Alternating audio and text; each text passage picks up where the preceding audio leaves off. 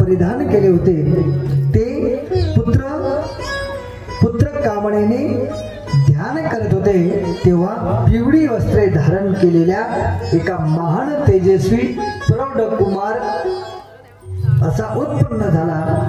त्याच्या भुजा विशाल होत्या। ब्रह्माजींनी त्याचे ध्यान केले तेव्हा तो सत्पुरुष शिव आहे असे लक्षात आले। त्यांनी महादेव गायत्रीचा तत्पुरुषाय विघ्नेय महादेवाय धीमहि या मंत्राचा उच्चार करून नमस्कार केला। त्यामुळे तत्पुरुष रूपातील महादेव प्रसन्न झाले।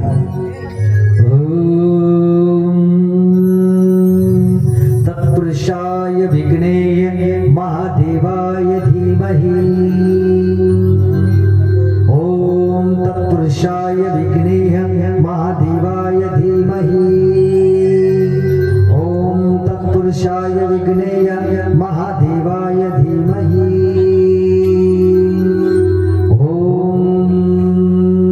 शांति शांति। ओम भूर्भुवस्सुवः तत्सवितुर्वरेण्यं भर्गो देवस्य धीमहि धियो यो नः प्रचोदयात्। ओम भूर्भुवस्सुवः तत्सवितुर्वरेण्यं भर्गो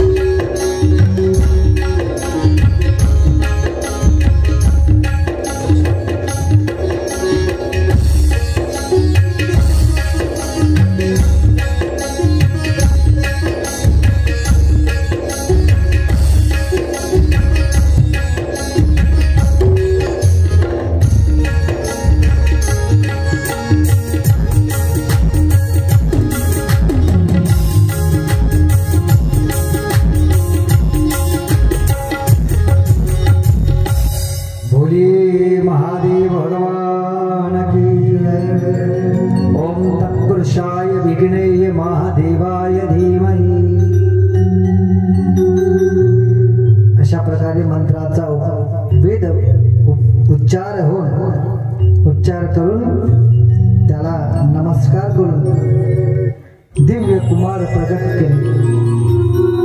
योग मार्ग प्रवर्तक भगवान शिव तो कल्प संकल्पाचा दाता भगवान शिव नाव दुसरं कल्प सुरू झाला तेव्हा सर्वत्र पाणीच पाणी होते आणि त्या जलमय अवस्थेमध्ये 1000 दिव्य वर्षे लोटून गेली। त्यामुळे सृष्टीची निर्मिती इच्छा करणारे ब्रह्माजी दुःखी मनाने विचारमग्न म्हणजे चिंताग्रस्त होते।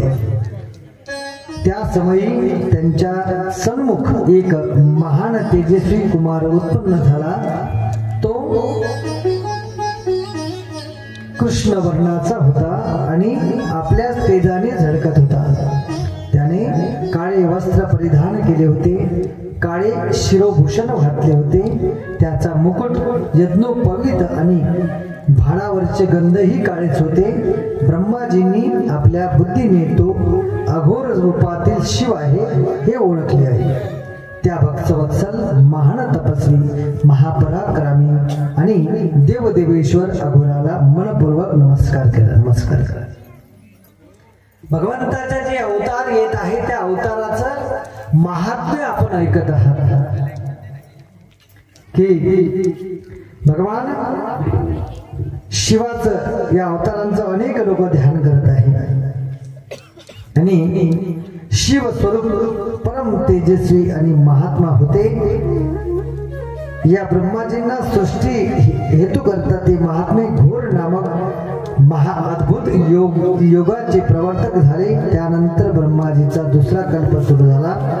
त्याचे नाव विश्वरूप असे होते. त्या अद्भुत कल्पात ब्रह्मदेव पुत्र प्राप्तीसाठी शिवजींचे ध्यान करू लागले.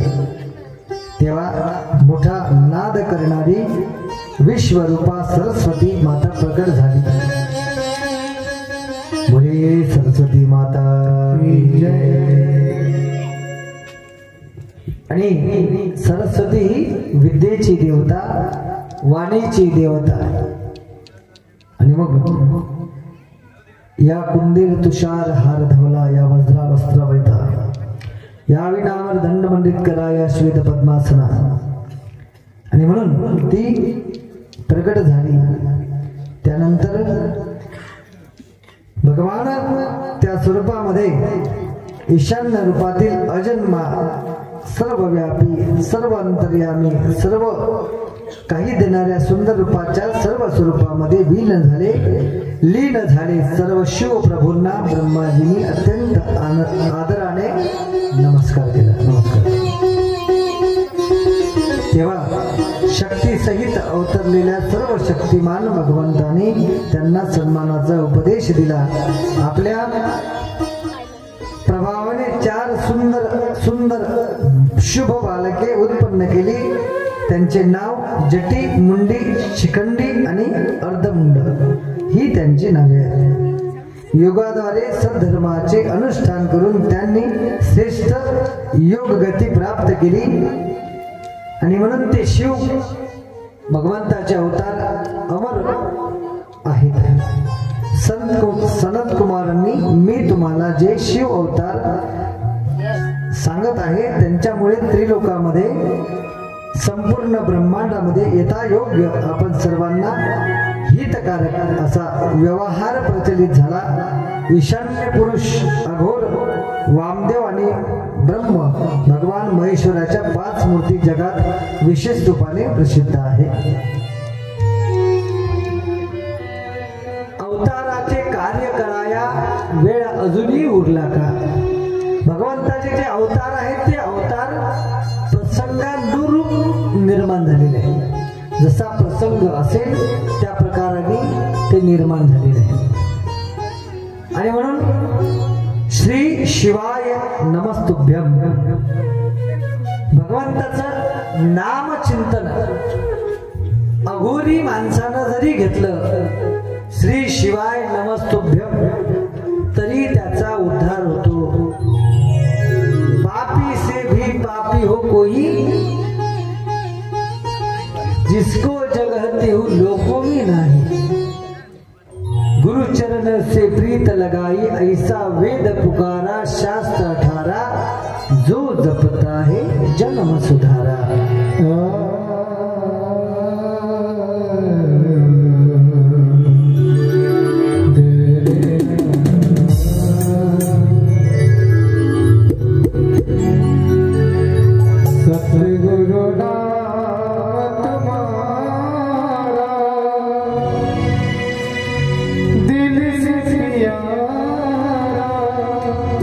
जो जगता है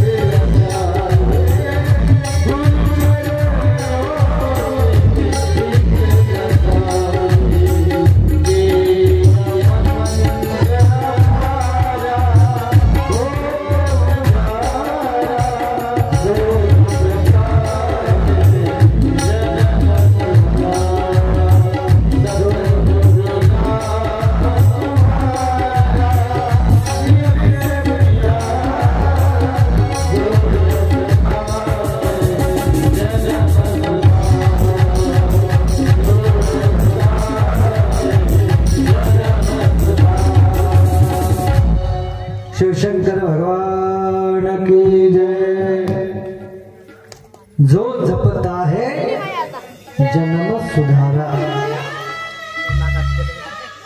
जो भगवंताचं नाम चिंतन घेतो त्याला या जन्मात तर आनंद मिळतोच, पण जन्माजन्मात आनंद आहे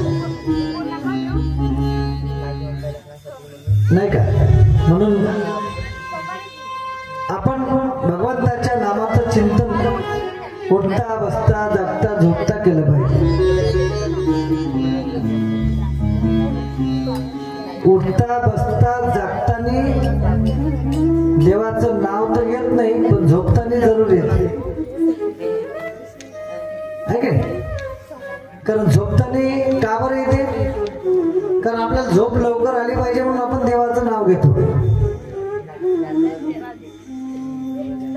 मागचे मंडळी झोपून राहिले का? नाही ना? त्या 2-4 बाया उभा काढून राहिल्या एकमेकीला, त्या मागच्या उभा म्हटलं सगळेच पाहून राहिले.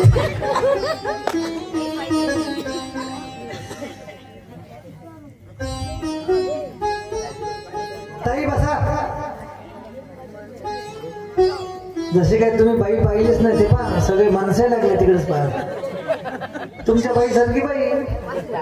ताई बसा म्हणल्यावर मी रस्त्याकडे बघून आलो तिकडं, त्या मंदिराकडनं दिसत आहे म्हणजे चष्म्यानं. जवळपासचे लोक पाहण्यासाठी चष्म्याचा वापर नाही करत, लांबचे. महाराज आपण असं विचित्र बोललं की तर आपलं लक्ष एकवट होते. आपल्या मनाला बुद्धीला चित्ताला आवड कशाची आहे? मी असं विचित्र बोललो तर तुम्ही खळबळले, सगळ्याचं लक्ष तिकडे वेधलं. मी एवढं चांगलं सांगत होतो, लोक झोपून राहिले. आपलं चित्त आपलं मन आपली बुद्धी कुठे असली पाहिजे? भगवंताच्या कथेत असली पाहिजे. आपली बुद्धी दुसरीकडे नसली पाहिजे, आपलं मन दुसरीकडे नसलं पाहिजे नाही का?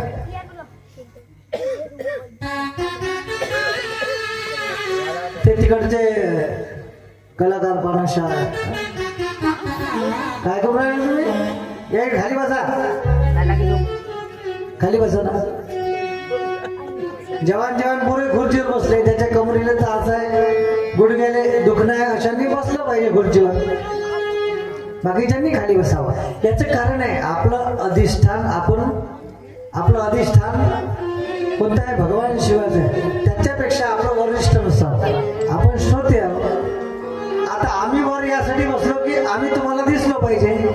आम्ही जर खाली बसलो असतो तर दिसलो नसतो, म्हणून नाही तर आमचाही बसण्याचा अधिकार शिवाच्या बरोबर नाही.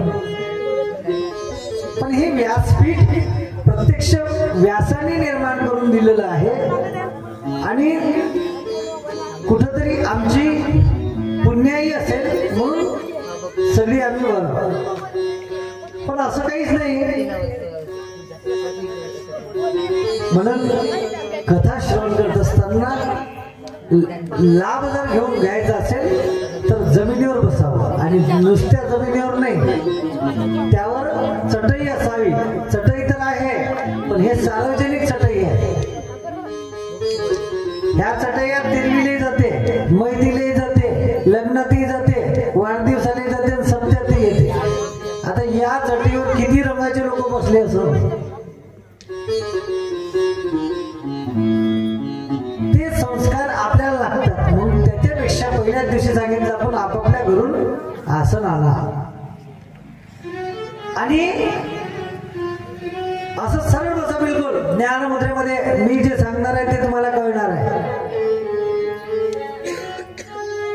पायाची चूल घालू नका, सरळ बसा. पाय दुखले तर चालतील, काही हरकत नाही, 2च दिवस दुखल. पण जे तुम्ही ग्रहण कराल हे तुमचं आयुष्यभर राहणार आहे. आम्ही गुरुकुंच्या आश्रम मध्ये शिकत असताना जे ज्ञान शिकलो ते एकदा शिकलो. आता 20 वर्ष झाले त्याचा वापर चालू आहे आणि आयुष्य जाईल तरी ते संपणार नाही. त्याचं नाव ज्ञान आहे जे कधीच संपत नाही आणि ते पुढे विकतही मिळत नाही. पण ज्ञान घेत असताना आपण सरळ ताड बसलो पाहिजे, असं नियम आहे. आता ज्यांना ज्यांना झेपते ते पहा. त्यांना अंतरंगातून वाटते की आपल्याला काहीतरी प्राप्त झालं पाहिजे, अशाने नियम पाळाच अशी माझी इच्छा आहे. म्हणून भगवान शिवाने जे अवतार घेतले त्या अवताराचे कार्य आपण वर्णन करत आहोत. नंदीश्वर म्हणतात की सनत कुमारजी, देव आणि ऋषी आपल्याला स्थायी गेल्यावर भगवान शिवशंकर हे नृसिंह भगवंताचा राग शांत करण्यासाठी विचार करू लागले. त्यांनी वीरभद्राचे स्मरण केले. तेव्हा अति उग्र स्वरूपाचा 3 नेत्र असलेला, मस्तकी जटा मुकुट धारण केलेला, प्रलया असा तेजस्वी विकराळ दाढी मिशा असलेला कृष्णवर्णांचा साक्षात रुद्र स्वरूप म्हणजे वीरभद्र आहे. आपल्या हुंकाराने दाही दिशा दणाणून टाकत असणारा, मोठ्याने हट्टहास करत असणारा महापराक्रमी गणासह तेथे उपस्थित झाला. त्याने शिवजींना आदराने नमस्कार केला व म्हणाले, स्वामी मला कशासाठी बोलावले? शिवजी म्हणतात, वीरभद्रा, नृसिंह भगवंत क्रोधाग्नीमुळे भगवान प्रल्हादाच्या कथेत आलेला आहे. त्यांच्या भक्तीपोटी जन्माला आले आणि त्यांचा राग शांत होत नाही. त्यासाठी अनेक पर्याय केले, पण अजूनही ते शांत होत नाही. म्हणून आम्ही तुमची आठवण केली. त्यांना शांत कर. आधी म्हणाले, वीरभद्रा, नृसिंहाचा राग शांत करण्यासाठी शिवजींच्या आदेशानुसार वीरभद्र शांत स्वरूप करून वेगाने नृसिंहापाशी गेला. म्हणाला, माधवा, तुम्ही जगाचे पालनार, सुखी करणार हा अवतार धारण केलेला आहे. तुम्ही लोकांच्या कल्याणासाठी आजपर्यंत अनेक अवतार घेतले, पुढेही घेणार आहात. मत्स्य अवतारात तुम्ही स्वतःच्या शक्तीला नाव बांधून मनुला प्रलय सागरातून बाहेर फिरवले, त्याचे रक्षण केले. कुर्म अवतारामध्ये सर्वांचे पालन केले. वरा अवतारमध्ये पृथ्वीला वर काढून तिचा उद्धार केला. नृसिंह अवतार रूप धारण करून हिरण्यकश्यपूचा वध केला. पुढे वामन अवतार घेऊन पृथ्वीचा बळीच्या बंधनातून मुक्त होणार. अशा प्रकारे जेव्हा जेव्हा या जगात दुःख उत्पन्न होणार तेव्हा तेव्हा तुम्ही अवतार घेणार आहे. त्या दुःखाचे निवारण करण्यासाठी श्रीहरी, ते महान शिवभक्त आहात, तेव्हा तुम्ही अवतार घेऊन दुःखाचे निवारण करता. श्रीहरी शिवभक्त आहे आणि वेद प्रतिपादन करताना कल्याणमय धर्मग्रंथाची स्थापना करतात. संपूर्ण विश्वामध्ये तुमच्यासारखा तुमच्या श्रेष्ठ कोणी नाही, पण भगवान शिव हे तुमचे आराध्य दैवत आहे. भगवान शिव हे विष्णूंचे सुद्धा आराध्य दैवत आहे. विष्णू भगवान शिवाचं ध्यान करतोय, शिवाला वंदन करतोय, शिवाची भक्ती करतोय. म्हणजे देवालाही देवाची भक्ती करावी लागते, कारण शक्ती भक्तीशिवाय मिळत नाही. शक्ती मिळवायची असेल तर भक्ती आवश्यक आहे, लक्षात घ्या. आणि ती भक्ती साधी भोळी आहे भगवंताची. आमच्या भगवान भोलेनाथाची भक्ती ही साधी भोळी आहे.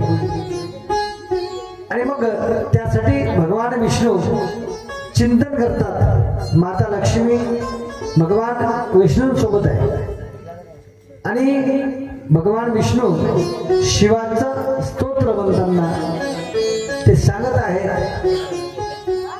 अत्यंत आनंदपूर्वक ते सांगत आहेत की या जगताचा पालनहार माझा शिव भगवंत आहे. शिव नामावली आपण पाहतो की भगवंताला सुद्धा अनेक नाव आहेत, नाही का? अनेक नाव आहेत. भगवान भोलेनाथ, महादेव, प्रत्येकाला नाव आहे. बिना नावानं कोणीही नाही. इथे जेवढे आले त्या सगळ्यांना नाव आहे, सगळ्यांना नाव आहे. पण नावात आपण नाही, आपल्यात नाव आहे. ते कसं? मला एका माणसाने प्रश्न विचारला, म्हणे महाराज तुमचं नाव काय? म्हणलं गजानन. तुमच्या गावात नाही कोणी गजानन?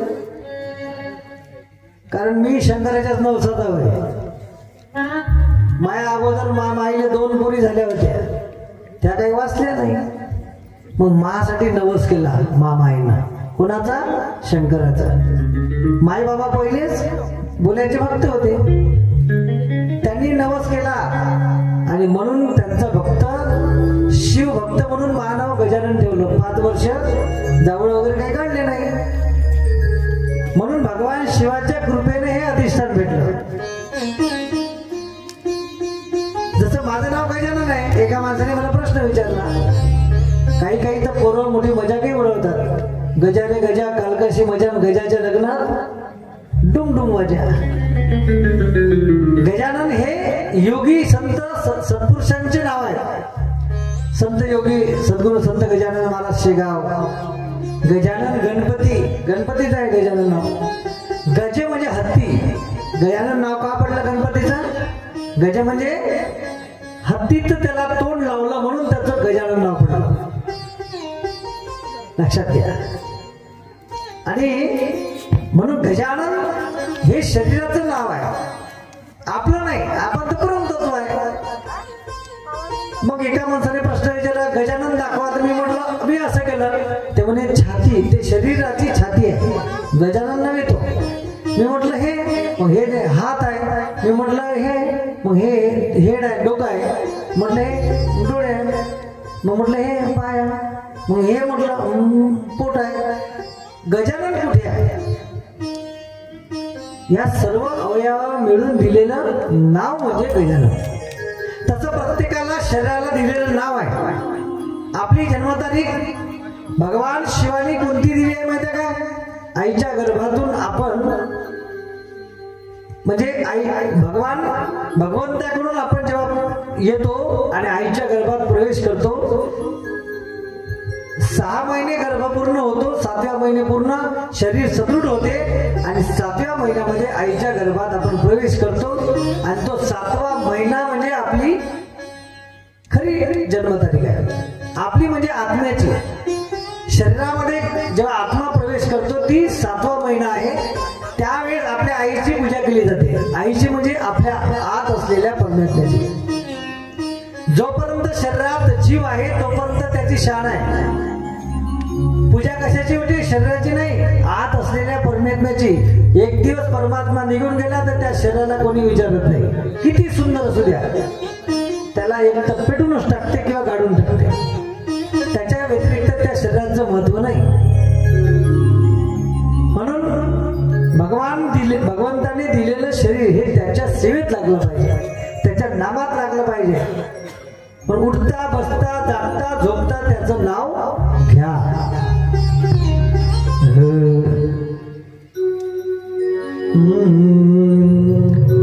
कर्पूर करुणावतारम संसार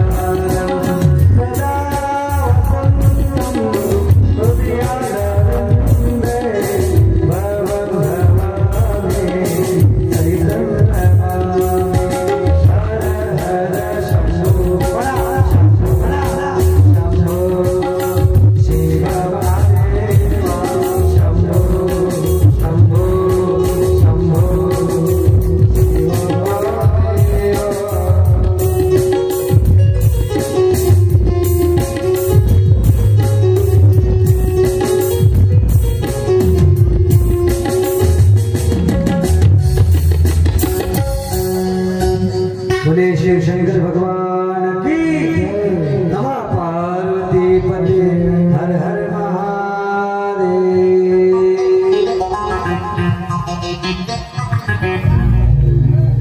3 ऋतूंमध्ये हा तिसरा ऋतू आहे थंडीचा। याला कोणता ऋतू म्हणतात? किती ऋतू आहे? ऋतू किती आहे? किती? 3। मी हे कानपड झाकून आहे का नाही? ऐकायला नाही येऊन राहिलं। किती ऋतू आहे? 3। कोणकोणते?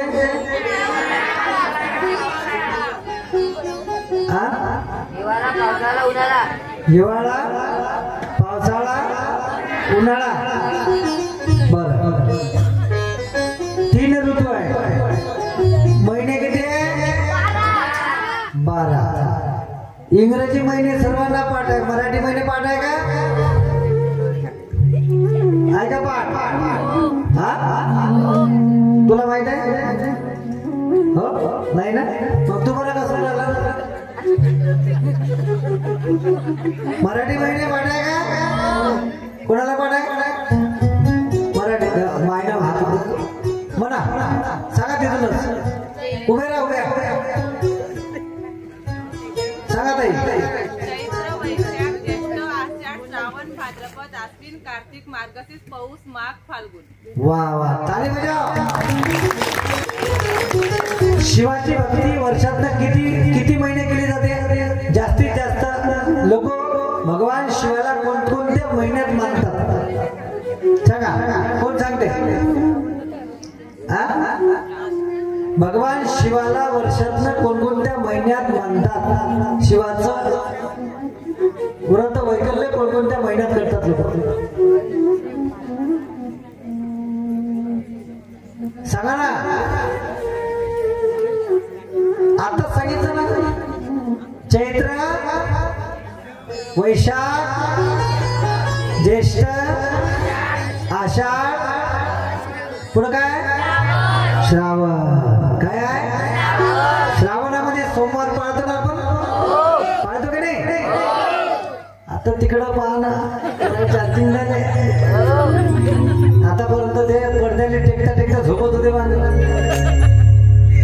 नाही, बोलले पाहिजे। श्रावण महिन्यामध्ये आपण शंकराची भक्ती करतो की नाही?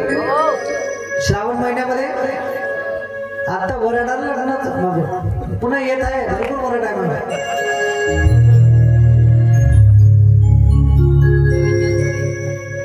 शिवशंकराची भक्ती कोणत्या महिन्यात केली जाते? श्रावण। कोणत्या महिन्यात? श्रावण। आणि त्या श्रावणच महिन्यामध्ये अनेक सण आहेत। श्रावण महिन्यामध्येच अनेक सण आहेत। राखी कोणत्या महिन्यात येते?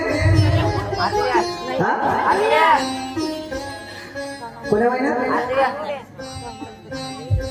कोणत्या महिना? मराठी महिन्याबद्दल बोलतो आपण। गोकुळाष्टमी कोणत्या महिन्यात येते? मी उतरतो खाली, आता लढी येऊन राहिला म्हणजे। आता श्रावण महिन्याची गोष्ट चालू आहे ना, काय होत? आता मी लढतो नाही तर इथूनच। श्रावण महिन्यात पहिला सण कोणता येते? नागपंचमी। कोणता सण ते? का गोकुळाष्टमी? जुन्या लोकांना माहिती आहे, 7 दिवसा हे ना 5 दिवसात हे जुने लोक सांगते। पहिला येते गोकुळाष्टमी, काय ते? मग नागपंचमी, मग राखी पौर्णिमा, पोळा। या महिन्यात बरेच लोक मांस मटण खात नाही, पाळते। याच्यात विज्ञानही आहे, याच्यात काय सायन्स पण आहे। कसं माहित आहे तुम्हाला? ते पावसाळ्याचे दिवस असतात, त्या महिन्यात उपवास पण खूप लोक करतात। त्याचं कारण आहे, त्या महिन्यामध्ये पावसाळा असल्यामुळे पाणी चेंज होते, पाण्यामध्ये अनेक प्रकारचे जीवजंतू निर्माण होतात, त्याच्यामुळे आरोग्य बिघडते। म्हणून तारतम्याने आपण राहावं, उपवास करावा, नकळत खाणं टाळावं, मांस मटण खाऊ नये, त्याच्यावर माशा बसतात। पाण्याचा ना जीवजंतू असतात, माशाचं प्रमाण जास्त असते त्या महिन्यामध्ये, म्हणून मांस खाणं टाळते. त्या महिन्यात जास्त झडी असतात, पाऊस असतात, मंद वातावरण असते, सूर्य तापत नाही, म्हणून आपली पचनशक्ती मंदावते, म्हणून जड खाता येत नाही. बरेच मंडळी त्या महिन्यामध्ये वांग्याची भाजी सुद्धा खात नाही. तुमच्याकडे माहिती नाही, आमच्याकडे नाही. आमच्याकडे चातुर्मास म्हणून वांगी खात नाही, आणि शक्यतो त्या महिन्यात तर बरेच लोक खात नाहीत वांगे. आता तुमच्याकडे बरी सोय आहे बाबा आमची. एवढं चांगलं जेवण कोणत्याच जिल्ह्यात भेटत नाही की भंडारा जिल्ह्याच्या नावाने टाळी वाजवा. नाही तर जुने लोक म्हणे का बाबा म्हणे भंडारा जिल्हा भातावर बिल्ला, पण आता भातावर नाही. आता एवढं सुंदर जेवण आहे का आम्ही एवढी जिल्ही फिरतो वर्षभरात, पण एवढी चांगली सोय कोणत्याच जिल्ह्यात, कोणत्याच तालुक्यात, कोणत्याच गावात लोक करत नाही. आमच्याकडे दोनच भाज्या फेमस आहेत, एक तर पालकची डाळ भाजी, नाहीतर वांगे आलूची भाजी. कोणाच्या घरी रोजची ठेस, वांगण लागलं साधूच्या मांग, असंच म्हणतो आम्ही तिकडे.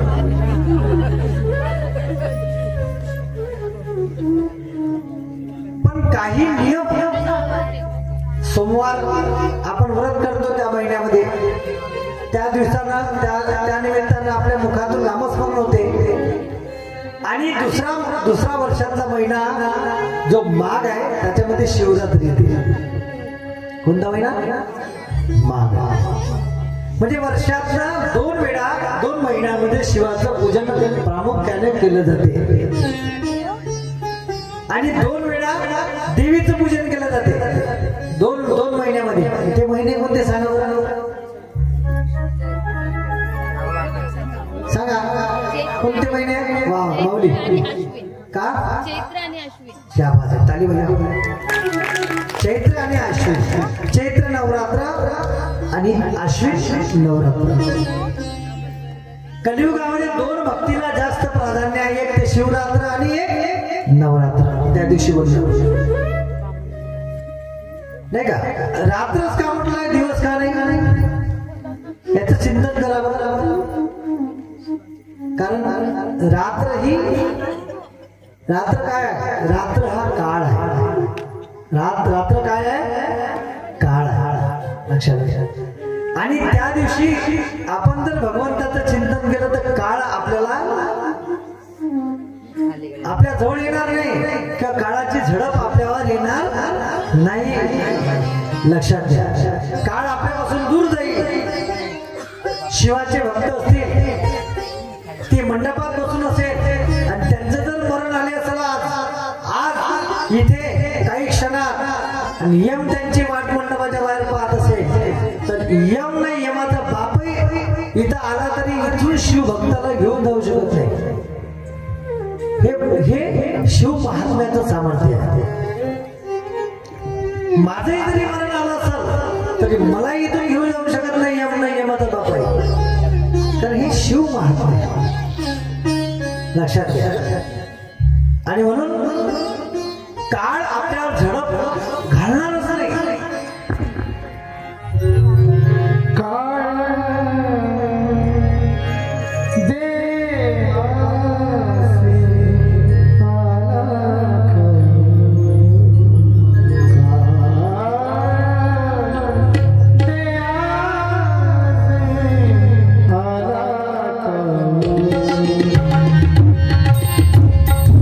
Wow.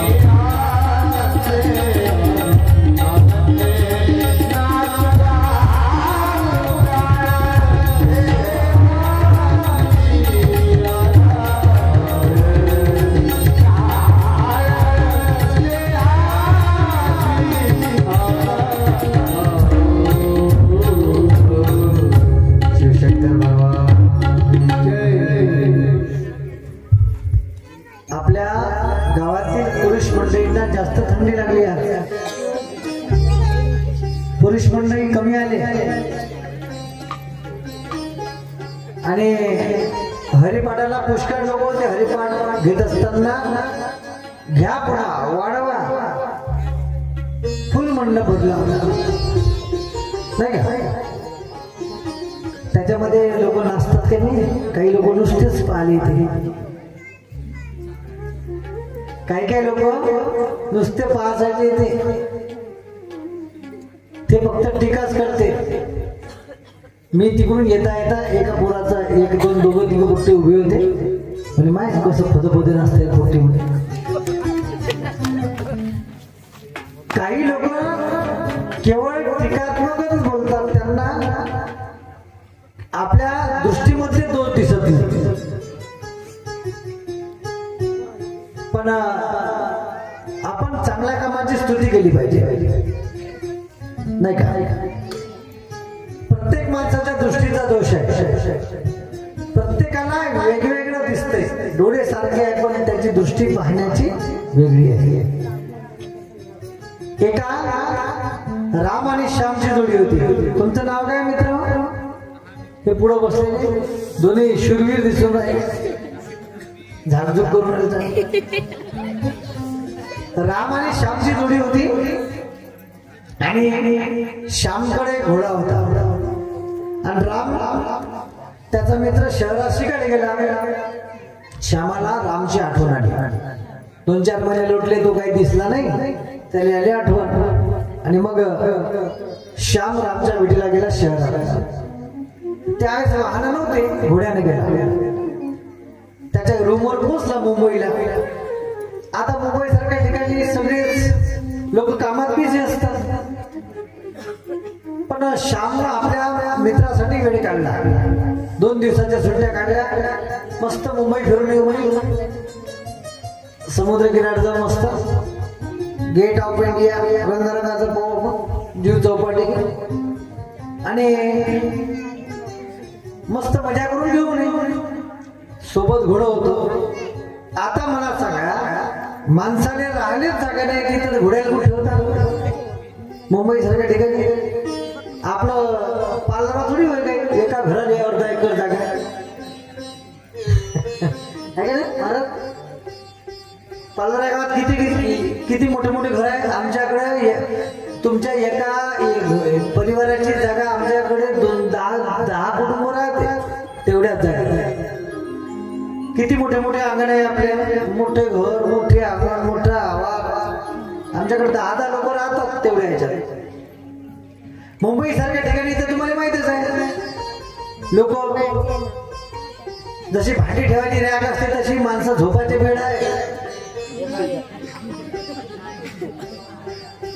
जसे आपण डब्याची रांग ठेवतो ना, पिठाचे असे, शेंगदाण्याचे, गुळाचे, तसे माणसं बसले तर ते एका रूम मध्ये 6 माणसं असे बेड असतात, जागा नाही. आता तेवढ्या अपुऱ्या जागेमध्ये तो श्याम समजला रामच्या घरी, पण घोडं ठेवायचं कुठं ही आली आपण. आणि त्या घोड्याला सवय होती हिरवा चारा खायची, त्याने काही वाढला चाळा जमी नाही. मग एक जनावरांचं स्पेशल ठेवण्याचं ठिकाण होतं, तिथं भाडं होतं 100 रुपये दिवस आणि चाऱ्याचे 200 रुपये आणि ठेवायचे 100. जसं पार्किंग मध्ये आपण गाडी लावतो, तिथले लोक घेते ना आपल्या गाडीचे 100-50 रुपये, तशासारखं पार्किंग मध्ये घोडं जनावरांच्या पार्किंग मध्ये लावून दिलं घोडं. आणि त्याला 200 रुपयाचा चारा, तर 300 रुपये रोजाचं घोडं पडलं. असं 10 दिवस गेले, 3000 रुपये झाले. ते विचार करायला लागले आता ठेवायला जमत नाही. आणि घोडं वाढला तर काही खाई नाही, त्याने पाहिजे हिरवा चारा. ते गेलं सोकून, घोडं चाऱ्याच्या पायी सोकून गेलं. श्यामले वाटलं का आपल्याला रंगारंगाचं खायला भेटते, पण घोडं आपलं सोबत चाललं, आता त्याचं कसं करावं? त्याला काही वाढला चारा जमीन नाही, त्याला होती सवय हिरव्या चाऱ्याची, सवय नाही का. तर हिरवा चारा कुठून आणावा? मग त्याच्या मित्रानं त्याला सल्ला दिला, म्हणजे एक काम कर, याले स्टेशनरी मध्ये जा, जनरल स्टोअर्स. तुमच्याकडे समजा स्टेशनरी जनरल स्टोअर्स मध्ये गेला, तिथून हिरव्या कलरची पन्नी आणली, त्याच्या डोळ्याला बांधली घोड्याच्या. हिरव्या कलरची पन्नी आणल्यामुळे समोर चारा टाकला कोरडा. जशी पन्नी बांधली तसं घोडं तुटून पडलं त्या चाऱ्यावर. कारण त्याला चारा कसा दिसू लागला? हिरवा. कसा दिसू लागला? हिरवा. जसा हिरवा चारा दिसू लागला तसा घोडा चारा खायला लागला. मग हा फरक कशाचा आहे? दृष्टीचा. तसं प्रत्येकाची दृष्टी ही वेगवेगळी आहे. कुणाला चांगलं आवडते, कुणाला वाईट आवडते, कुणाला हरिपाठात नाचणं आवडते, कुणाला नाचायची लाज येते, कुणाला जे नाचते लोक त्यांची टीका करायची वाटते, नाही का? अशी वेगवेगळी दृष्टीचे लोक आहेत. मग मला एक सांगायचं होतं की हरिपाठाला पुष्कळ लोक होते, पण आता थंडी वाजते सगळ्यांना. पण ही थंडी जास्त दिवस राहणार नाही.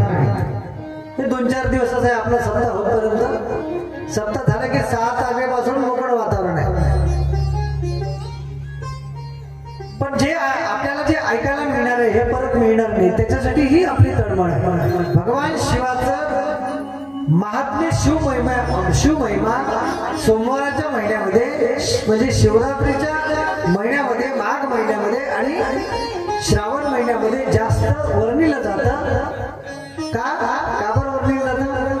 कारण त्या महिन्यामध्ये, त्या महिन्याचं प्रत्येक ठिकाणी महत्व सांगितलेलं आहे, नाही का? मग शंकराचे जे अवतार झाले त्या अवतारामध्ये हे आले आहे. नंदीश्वर म्हणतात सनत कुमारजी, आता मी तुम्हाला शिवजीचे अर्धनारीचे दर्शन भगवंतांनी कसं रूप धारण केलं त्या संदर्भात सांगणार आहोत. किती वेळ आहे? महाराज झाकेला वेळ आहे ना? हाय बाय टाय काही म्हणून आलाच नाही मग म्हणलं रूम मधून. 15 ते 20 मिनिट म्हणजे 35 मिनिट. 15 ते 20 म्हणजे 15 + 20 किती झाले? 35. तोपर्यंत हे झोपते. अर्धनारी जर नाही आली तर हे सगळे वाट पाहते फक्त ते अर्धनारी भगवंताची वाट पाहत्या. ते आपण जर ते जागे पहिले दाखवली असती ना, हे आपल्याला आरती करायला लागली असती. हे सगळे घरी जाऊन झोपत होते थंडीमुळं. तुम्हीच आरती लावा, तुम्हीच कापूर लावा, तुम्हीच शमून घ्या, आम्ही जातो घरी. अर्धनारी नटेश्वर भगवंताचं स्वरूप कसं झालं ते आपण आजच्या कथेमध्ये वर्णन करणार आहोत. भगवंताचे अनेक रूप झाले. एक भृग नावाचा ऋषी, त्या ऋषीने पार्वतीचा अपमान केला. एक भृग नावाचा ऋषी, त्या ऋषीने पार्वतीचा अपमान केला. मावशी कुठे चालल्या? भृग नावाच्या ऋषीने माता पार्वतीचा अपमान केला. माता पार्वती चिडल्या आणि रागाने क्रोधित होऊन शंकराला म्हणाल्या की आपण या ब्रह्मांडाचे नायक आहात आणि ब्रह्मांडाची नायकाची मी सौभाग्यवती आहे आणि माझ्या सारखीला कुणी बोलावं हे तुम्हाला सहन झालं का? त्या भगवंत म्हणतात सहन झाला नाही. आपण आईबाप आपल्याला सर्व लेकरांचं सहन करावं लागणार आहे. मला जसं आईबाप आपल्या लेकरांचं सहन करतात. लहानपणी लेकरू अंतुरणावर किती घाण करते, सु करते, शी करते, पण आई अंतरून व्यवस्थित करून स्वच्छ करून आपल्या जवळ त्याला झोपवते. म्हणजे लेकरू वाईट जरी असलं, एखाद्या दारू पिणाऱ्या माईला सांगा आई तुमचा मुलगा दारू पिऊन पडू नये. माय काय म्हणा, माझा मुलगा रोज पित नाही, तो आज आज एखादा त्याला दारू पिणारा भेटला असेल त्याच्या संगतीनं त्यानं थोडीशी घेतली असेल असं म्हणा लागेल आपल्या लेकराची झाकटोप करण. पण कोणती आई असं म्हणत नाही की माझा पोरगा खराब आहे वाईट आहे. किती वाईट असू द्या चोरी करणार असू द्या लक्षात ठेवा. पण आपली आई कोणत्याच पोराची वाईट स्तुती करत नाही वाईट सांगत नाही. पण कधी कधी आई बापाने परखाड व्हायला पाहिजे. पोराचं चुकलं ना बोलायला पाहिजे. मुलाचं असो मुलीचं असो चुकलं की बोलायला पाहिजे. एक शेरखान नावाचा डाकू त्याची सुंदर मी कथा सांगतो 2 मिनिटात तुम्हाला. शेरखान नावाचा डाकू आहे. तो कसा डाकू म्हणला माहिती तुम्हाला. एका कुटुंबामध्ये एकुलता एक पोरगा आहे. तुम्ही आपसात बोलू नका माझं लक्ष सर्वांवर आहे. म्हणजे 4 जोडे आहे अंदरचे 2 बाहेरचे 2. प्रत्येक माणूस का करत आहे कुठं बसून आहे कसा करत आहे सर्व माझं लक्ष होत आहे. आपसात बोलू नका. डाकू शेरखानची सुंदर कहाणी. तो पाणी घ्या ना.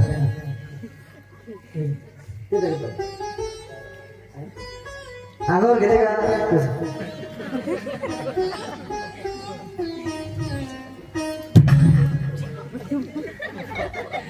पाणी म्हटल्याबरोबर तहान लागली. म्हणून डाकू शेरखान एक साध्या कुटुंबात जन्मलेला मुलगा. त्याचं शेरखान डाकू नाव कसं पडलं. एकुलता एक आणि एकुलता एक असला की लोक लोय लाल करतात करायची. एकुलता एक न पटलाचा लेख मी काही बी करीन कसं बी करीन नाही. लई लोक समजतात ना आपलं पोरग एकटंच आहे का करायचं आहे त्याच आहे सर्व त्यानेच चालवायचं आहे त्याला का मनाई करायची आहे का एवढी कमाई त्याच्यासाठी आहे असं म्हणतात आपण. पण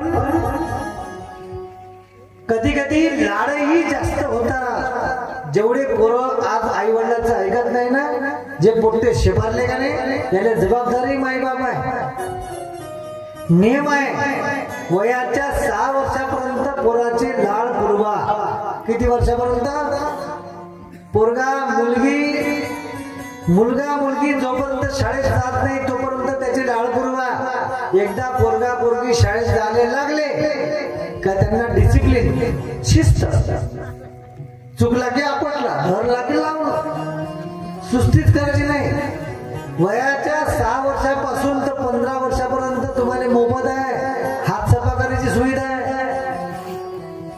म्हणजे समजलं का माझी भाषा कळते का. तुम्ही लेकरू चुकलं की मारू शकता. किती वर्षापर्यंत. किती 6 ते 15 फक्त. त्या पोरांना डिसिप्लिन शिकवा. मुलगी जरी ऐकत असेल ना जास्त आगाऊ बोलली का तोंडात मोठं घालायचे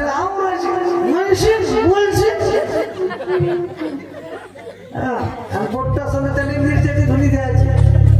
तगडे बांधाचे वरतात मिरच्याची धुनी द्यायची घालून. असं कसं ऐकत नाही नसं ऐकत तर मागड पाठवा. आमच्याकडे मिरच्या भरपूर पिकते पोत एखादा पोतच खाली लावून देऊ. डिसिप्लिन. त्या पोराने लहानपणात वयाच्या 7व्या वर्षी घरातून सोन्याची अंगठी चोरली. डाकू शेरखान. बापानं मायनं काहीच लक्ष दिलं नाही. जाऊ दे ना काय करायचं आपलंच पोरग आहे पुढे नेला सरळ. वयाच्या 7व्या वर्षी माय बापानं दुर्लक्ष केलं. तुम्हाला एक सांगतो लहान पोरं काय खेळतात वयाच्या 6 वर्षापासून 15 वर्षापर्यंत काय खेळतात कुठे जातात काय खातात कोणासंग राहतात इतकी बारीक बारीक जबाबदारी पालकाला ठेवा लागते. त्या पोराची संगत कोणासंग आहे आपली पोरगी कोणासंग चालली तो पोरगा तो माणूस ती बाई चांगल्या विचाराची आहे का हे तपासून बारीक बारीक नजर माय बाबाची लेकरावर असली पाहिजे. नाही तर उठलं तर झाड असं नाही, काम पण करा, कुटुंबावर परिवारावर लक्ष पण ठेवा. वयाच्या 6 पासून तर 15 पर्यंत डिसिप्लिन, शिस्त बिलकुल. चुकला की जुने लोकांचे लेकर महाराज, आता तर एक न दोनच लेकर आहे, काही काही लोकांनी दोन एकच आहे, काही काही लोकांना दोन तरी आहे. पण त्या काळात डझन डझन लेकर आहे. तरी बाप रस्त्यानं असा आला आणि पोट्ट चौकात दिसलं, बाप आले का असा नजर फिरवली बाबानं, असा पोट्ट टट्या पोरे काय 12चे 12 पोरं असेल ना, तसे चौकात दिसे नाही बाबा समोर. आता पोरग बाबाने खरा देते, बाबाने का खरा घ्या आहे की नाही.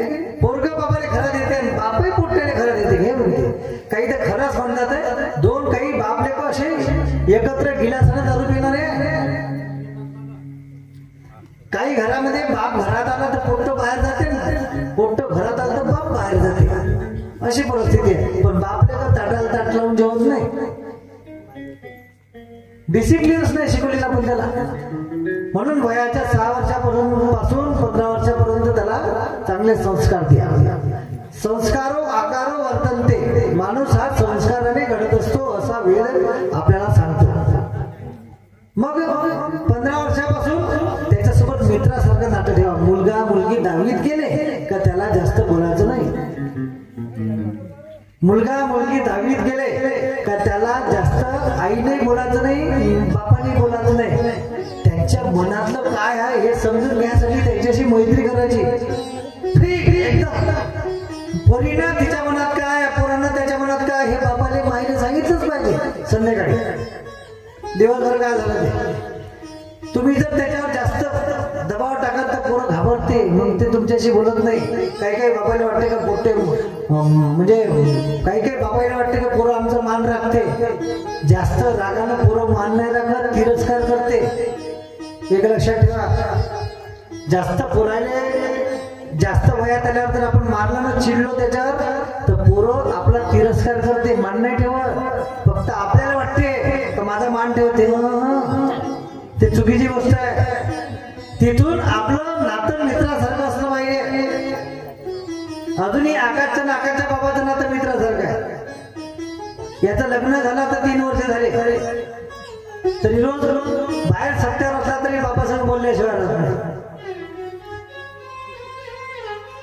बाबासोबत आईसोबत आपलं नातं, आपण मोठं झालं की त्यांच्या मनातल्या भावना आपण समजून घ्यायच्या, आपल्या मनातल्या भावना ते समजून घेते. म्हणजे जेणेकरून काय होईल, तुम्हाला एक त्याचा फायदा सांगतो. आपल्या पोराचं मन आपल्यातच राहिलं तर त्याचं मन दुसरीकडे गुरफटत नाही. हा एक त्याचा फार मोठा फायदा आहे. मुलींना जर आई जर सगळ्या गोष्टी सांगितल्या तर ते दुसरी मैत्रीण पकडतच काय नाही फालतूची. आईच मैत्रीण होते ना. मुलांना बाबा जवळ जर सर्व सांगितलं तर बाबाच मित्र होते नाही का.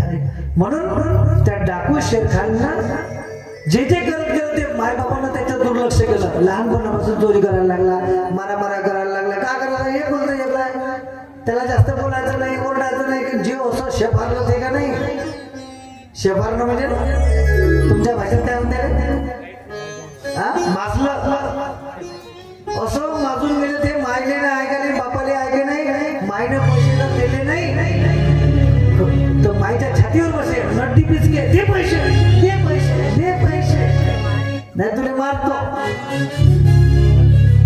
काही काही पोट्टे असे आहे आता, बापात जर पैसे दिले नाही बापाच्या छाताडावर बसते. असे बाबा 100 रुपये दिले का असे म्हणते. जेव्हा तो पोरगा मोठा झाला आणि एक मोठा दरोडेखोर झाला, इतका दरोडेखोर झाला की खूप मोठा, त्याने आपल्या जीवनात 40 लोकांना मारलं, कितीतरी घरी दरोडे टाकले, चोऱ्या केल्या, संपत्ती मिळवली. पण अखेर त्याला फाशीची शिक्षा झाली. कशाची? फाशीची. आणि त्या फाशीच्या शिक्षेमध्ये राष्ट्रपतींनी त्याला विचारलं, शेवटची तुझी इच्छा काय आहे? राष्ट्रपतीने विचारलं, तुझी शेवटची इच्छा काय आहे? तर मुलाने काय सांगितलं? याची इच्छा सांगा बरं. मुलाने एकच सांगितलं, माझ्या बापाला आईला भेटायचं आहे, माझ्या माय बापाला भेटायचं आहे. मग त्याच्या माय बापाला बोलवण्यात आलं आणि माय बाप जेव्हा आले तेव्हा महाराज पोराला वाटलं की आईची बाबाची भेट आता किती वर्षानं झाली. आईला बाबाला वाटलं की आता आमचा लेकरू आम्हाला आता दिसणार नाही, त्याची आमची शेवटची भेट आहे. मुलगा आईच्या जवळ जाऊ लागला, आई मुलाच्या जवळ येऊ लागली आणि आईने मुलाला मिठी मारली. मुलगा आई रडू लागली, दोघेही रडता रडता मुलाला चीड आली. मुलाने आईचा कान दातात पकडला आणि उपटून काढला कान. आई रक्तबंबाळ झाली. पोलीस धावले. राष्ट्रपती विचार करू लागला, अरे म्हणजे मूर्खा काय करतो? अरे ज्याला आई नाही ते आईसाठी किती तडफडतात आणि तुला आई असून तू आईची कदर करत नाही. तू आईची कदर का करत नाही? तेव्हा त्या मुलानं जे सांगितलं ना, खरोखर डोळ्यातून पाणी येण्यासारखं. टाकू शेरखान आपल्या अंतरंगातल्या म्हणजे मनातल्या भावना सांगतात. आज मी जे फासावर जात आहो ते माझ्या आई वडिलांमुळे. आज माझं जीवन संपत आहे, मी जगाचा निरोप घेत आहो हे माझ्या आई वडिलांमुळे. राष्ट्रपती म्हणतात, का बरं तुझ्या आई वडिलांना का तू दोष देत आहे? मी दोष नाही, शेवटपर्यंत त्यांचा मी तिरस्कार करेन, कारण लहानपणात त्यांनी मला चांगले संस्कार नाही दिले. कदाचित मला तर त्यांनी शिकवलं असतं, चांगले संस्कार दिले असते, आज मी दरोडेखोर बनलो नसतो आणि मग इतक्या लोकांना मारलं नसतं, तर आज मी फाशीवर गेलो नसतो. बालपणात घरातली अंगठी चुरली मी, पण माझी आई आणि बाप एक शब्द उलटून बोलला नाही. कदाचित त्याच वेळात माझ्या आईने बापांना मला मारलं असतं, उचलून आपटलं असतं, तर कदाचित मी सुधारलो असतो, तर आज इतक्या लोकांना मारलं नसतं. माझ्या आई वडिलांनी माझे लाड पुरवले आणि माझ्या जीवनाची हानी केली, म्हणून याला सर्वस्वी दोषी माझी मायबाप आहे. म्हणून विचार करण्यासारखी गोष्ट आहे. आपल्या लेकरांना चांगलं घडवा, सगळ्यात मोठी संपत्ती ओके आपले लेकर आहे. सगळ्यात मोठी संपत्ती आपलं धन कोणतं आहे? लेकर आहे. आपले लेकर जर चांगले निघाले तर आपण फार मोठी संपत्ती कमावली असं समजा. लक्षात ठेवा, भगवंताचं रूप आपल्याला आता प्रगट करायचं आहे अर्धनारीचं. त्याची अनेक लोक वाट पाहत आहे. भीर सगळ्या लोकांचे आकर्षण भगवंताच्या अर्धनारी रूपाकडे आहे. मृग ऋषीनं माता पार्वतीचा अपमान केला आणि माता पार्वती कैलासावर गेली, शंकराला भेटली. म्हणे, हो देवादिदेव महादेव, तुम्ही स्वतःच मध्ये मग्न आहात, पण माझं आज मनात दुःख तुम्हाला मी कशी सांगू. आज ऋषी माझा अपमान करत आहे.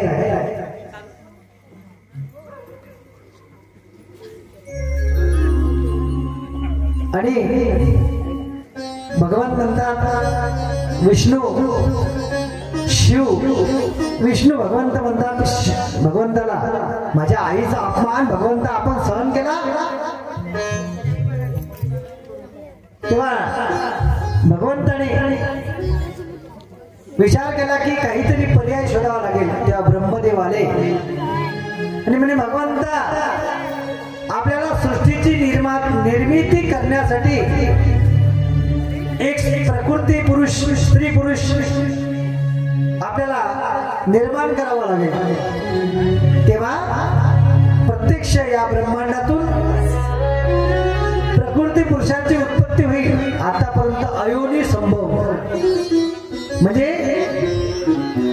आतापर्यंत जेवढे काही जीव जन्माला आले ते अयोनी झाले, म्हणजे गर्भाद्वारे नाही.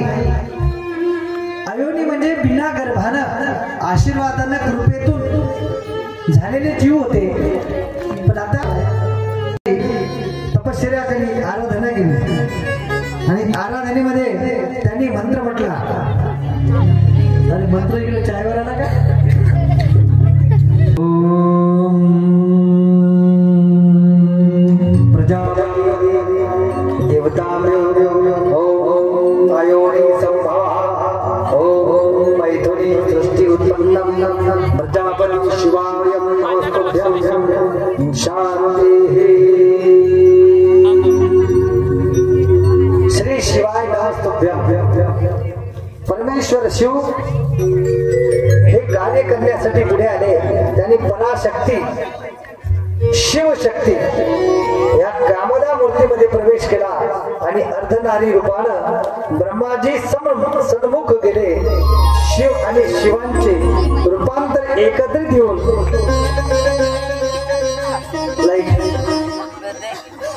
शिव आणि शक्तीचे रूप एकत्र होऊन प्रत्यक्ष ब्रह्माजी वर्णन करू लागले.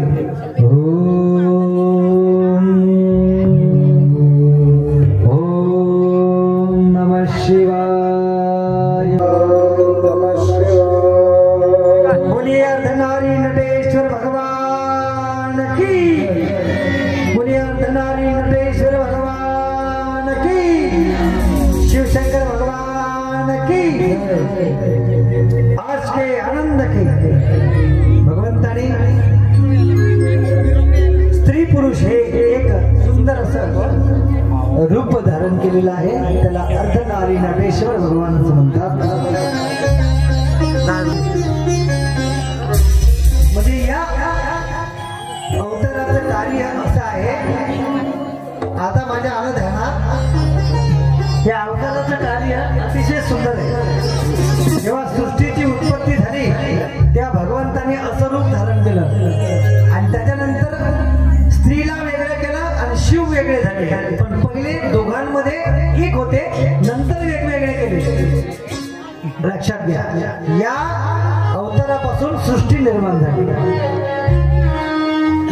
आणि भगवंताने त्या सृष्टीने नृत्य केलेलं आहे आणि ते नृत्य आता आपण बघणार स्टेजवर.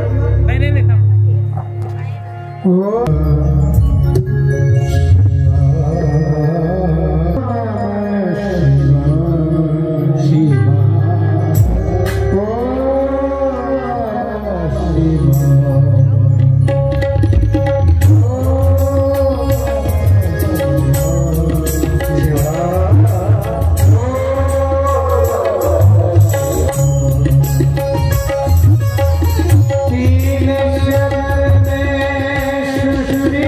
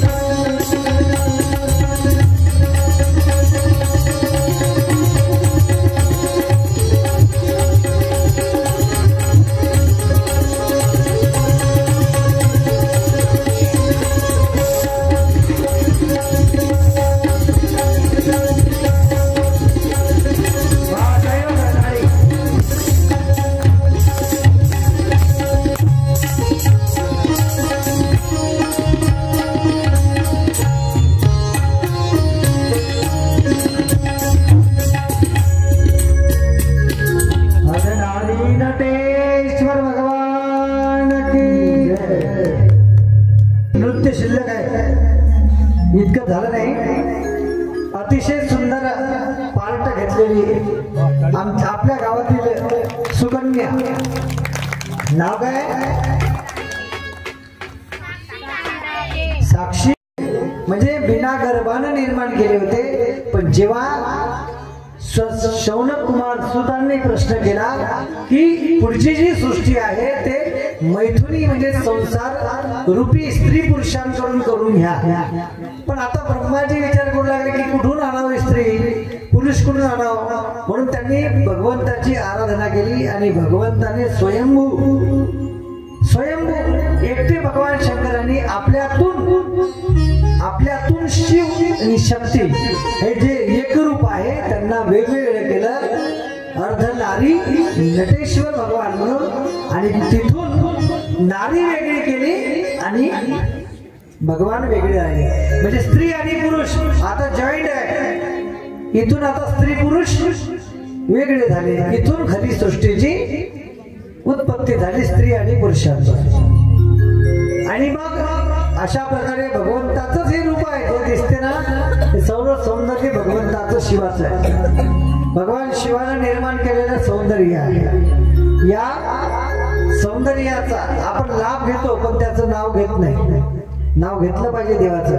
अतिशय सुंदर नृत्य आमच्या भगिनी, नाव विसरलो, साक्षी ताई, बरोबर आभार. या ठिकाणी आणखी काही नृत्याचा भाग शिल्लक आहे, त्यांनी थोडस नृत्य आणखी करावं अशी विनंती. आता बक्षीस येत आहे. ओम नमः शिवाय.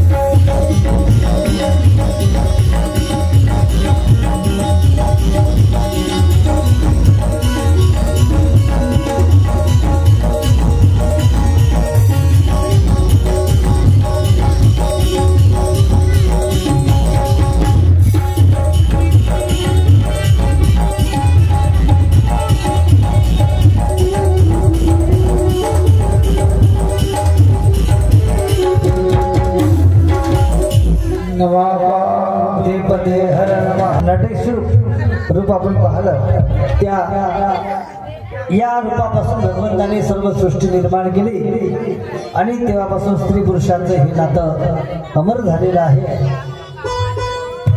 संसार सुरू या रूपापासून झाला. या रूपापासून भगवंताचं संसार रूप सुरू झालं आणि हा संसार सागर भव सागरातून तरुण जाण्यासाठी सुद्धा त्यालाच आपल्याला नमायचं आहे. असं सुंदर मोह ठिकाणी आपण सादर केलं. उद्याची सूचना प्रसाद पुन्हा काही ग्रंथ पूजण्यासाठी तुम्हाला काही द्यायचं असेल ते सर्व उद्या सायंकाळी ही पूजा होईल. परवा मग आपला ग्रंथ सकाळच्या रामधूनमध्ये डोक्यावर फिरवल्या जाईल. जे यजमान मंडळी सुरुवातीला धागा बांधायला होते ते सर्व जोड्या तयार राहा. उद्या सर्व जोड्या आपापल्या घरचे आसन आणून आरती आणून तयार राहा. ग्रंथाची समारोप करायचा आहे. परवा ग्रंथाची मिरवणूक राहील, नंतर गाला राहील, महाप्रसाद राहील. या सर्व कार्यक्रमाचा गावकरी लोकांनी लाभ घ्यावा. उभे राहा आरतीसाठी. नमः इष्टदेवताभ्यो नमः कुलदेवताभ्यो नमः ओम उमा महेश्वराभ्यो नमः. नमः पार्वती पते हर हर महादेव. सुखहर्ता दुःखहर्ता वार्ता विघ्नाची पूर्वे पूर्वे प्रेम कृपा